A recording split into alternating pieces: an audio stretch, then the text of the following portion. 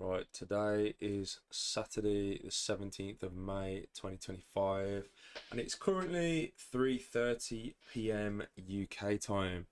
I didn't do it yesterday because I was a bit busy and didn't have time to do analysis on Friday. So looking back at the charts, that's what we're going to do now.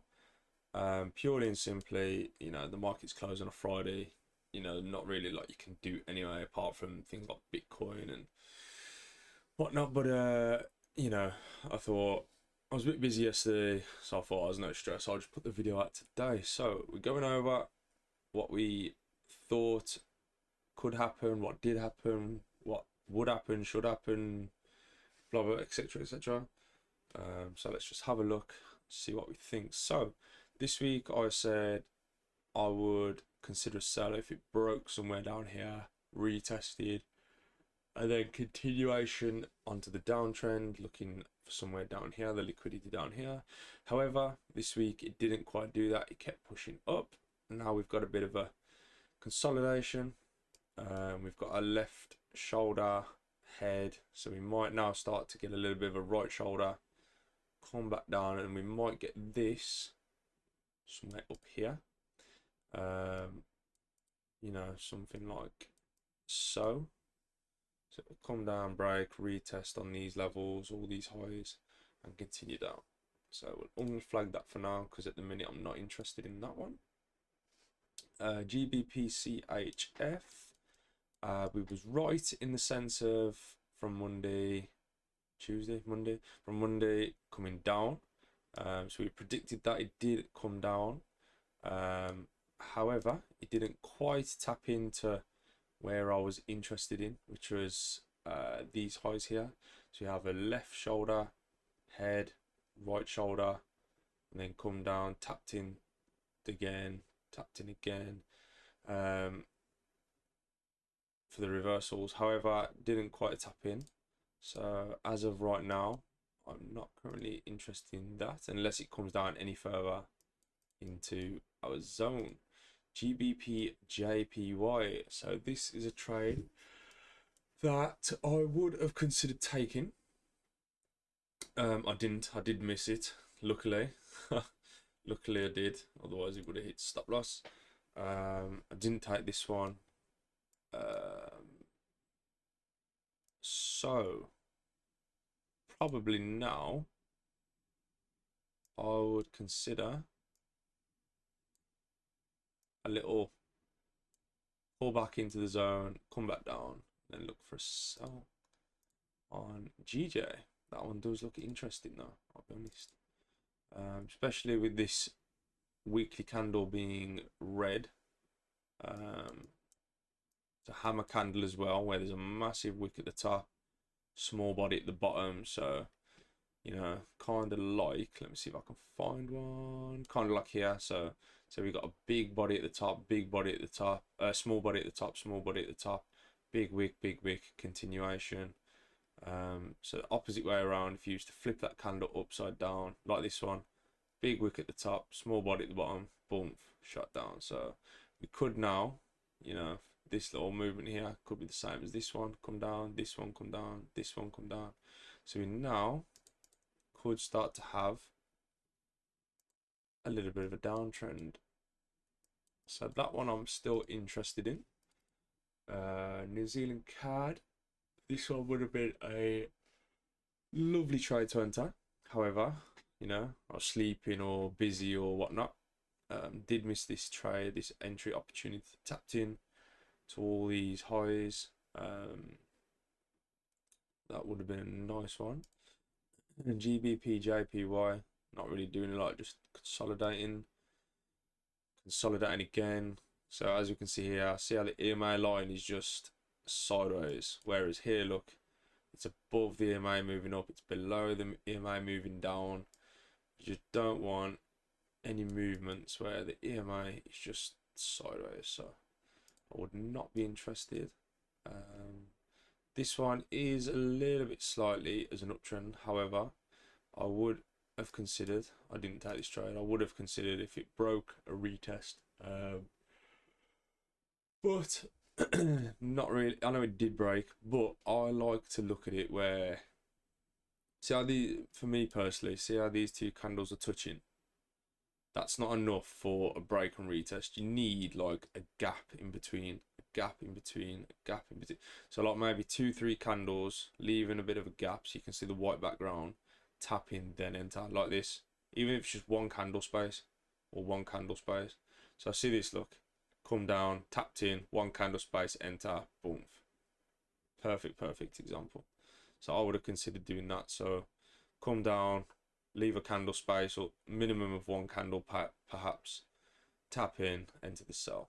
I'd leave that one for now though. Just to see what it does. New Zealand JPY. If it moves down a little bit more, pulls back up, I would consider that one. New Zealand GSD. This is the worst pair I've had this week. I haven't entered, but just for drawing wise, Jesus Christ, absolutely did not respect this high, low, almost low, just completely just. I know there'd have been a lot of people that tried like this that would have just absolutely got wicked out. So wicked, absolutely stomped out by these charts. So here I would just wait now, just let it do what it needs to do over Monday, Tuesday, see what it does. USD CAD, not really doing a lot. I would where is it? Maybe something like that. Get a nice little push through, retest down to this level, and then continuation up. Apart from that though, again, literally pretty much exactly what I've just drawn. 1, 2, 3 touches, break, retest, up. So again, just coming into all this area here. So you've got a high, a low, high there. USD JPY, please my voice, I do apologise. Let's have a look. This one would be a nice little buy. We've got a gap that needs filling. We've got high, break, retest, pushed up, come back down. So we're back in this area now for perhaps a continuation upwards. Gold, everybody's favourite. I'm going to drop this to the lower time frame actually so we can see a bit better. So this is what I drew this week. We had our trend line starting to form. So 1, 2, 3, 4, 5 tap-ins. 1, 2, almost 3. Consolidation here, 4. So we had our wedge. It broke past. On the live, I actually did draw this live, this trade right here, to break this bottom. And it absolutely, I mean, like it's sunk, absolutely sunk. I mean, what's that? 100 pips you could have made there, which is crazy. That one would have been 40 pips. So you could have absolutely smashed that TP.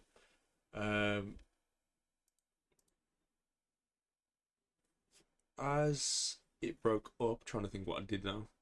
As it broke up, back past this original trend line, it broke, re-tapped in to this area, and I did say on the live, if it tapped in, started to push up, I would consider a buy. I did draw this one on the live. Unfortunately, you know, it didn't quite respect this trend line, and it actually pushed through it. So this one would have its stop loss. And then as it come back down to this area, I said if it starts on the live, if it started to push out this area, I consider a sell. So we didn't take that trade. So unfortunately on gold, if you did take these trades on the live, you would have won one and lost one. But that is just part of trading. Can't win them all, obviously. So yeah, over the weekend, maybe Sunday, when the market's open, I'll see. Have a little look, see what it's doing for the week.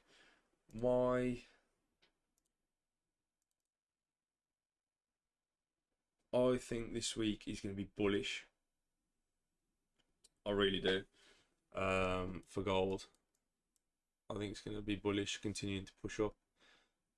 So this high here tapped in, you know, pretty much halfway, which is a decent area to be in. You know, so, and where's the fib? If you draw from this low here, oh god, to this top here, sort of in that golden zone now. All my lines are showing. I like to keep track of the weeks to see where it is on gold. You know, it's tapped into the gold now, so I do think, especially if you come down the time frames, we're in this golden zone now, which probably explains why it's been moving sideways a little bit. Continue to look for a buy now. It's tapped into these highs here as well. Always look to the left, so we see where you are, and see if it'll tap in to the trend lines. So that's why. So obviously respected these trends here. Okay, right, well, we'll have a look anyway. There's no stress now, markets are closed. Just relax, chill, do absolutely nothing, sit on your hands. Don't try and trade Bitcoin over the weekend. It's just does absolutely nothing. I mean, look at that.